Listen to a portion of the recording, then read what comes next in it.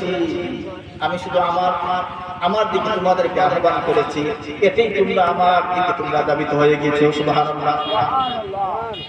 আমি শুধু তোমাদেরকে ডেকেছি, আমার দিকে আসো, তোমরা চলে এসেছো। সুতরাং এতে আমার কোনো দোষ নাই। চিন্তা করছেন, সে আমাদেরকে জাহান্নামের দিকে ধাবিত করে ওই দিন সে কি জবাবটা দিবে? ওই দিন সে জবাব দিবে, দুনিয়ার মানুষ আমার কোনো দোষ নাই। আল্লাহর সম্মুখে সে দণ্ডায়মান হয়ে বলবে, আল্লাহ তাবারক ওয়া তাআলা দুনিয়ার জমিনে এই শক্তিটুকু, এই ক্ষমতাটুকু তুমি আমাকে দিয়েছিলেন দুনিয়ার জমিনের মানুষদেরকে আমার দিকে আহ্বান করার। আমি শুধু এইটুকুই করেছি, আহ্বান করেছি, কিন্তু ওই মানুষটাকে আমি ভুল করে জবরদস্তি করে আমার কাছে নিয়ে আসি নাই।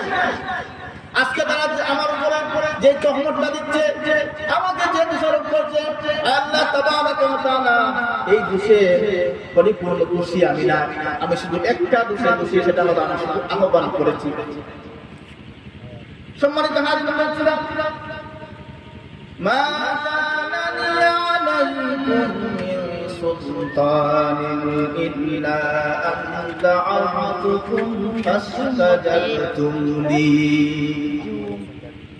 আল্লাহ রাব্বুল আলামিন দুনিয়ার মানুষদেরকে জানিয়ে দিলেন, দুনিয়ার মানুষ ওই দিন শয়তানের অনুসরণ করে তোমাদের অবস্থাটা কেমন হবে, শয়তান কি জবাব দিবে, আর তোমাদের এই কান্নাকাটি উনাদারি অবস্থাটা ঠিক কেমন হবে, আমি আল্লাহ রাব্বুল আলামিন ওই যুগের আগেই প্রেসক্রিপশন তোমাদেরকে দিয়ে দিয়েছি। একমাত্র আল্লাহ রাব্বুল আলামিন ইসলাম এর চেয়ে সবচেয়ে সুন্দর সুব্যবস্থা মানুষদেরকে দিয়েছে।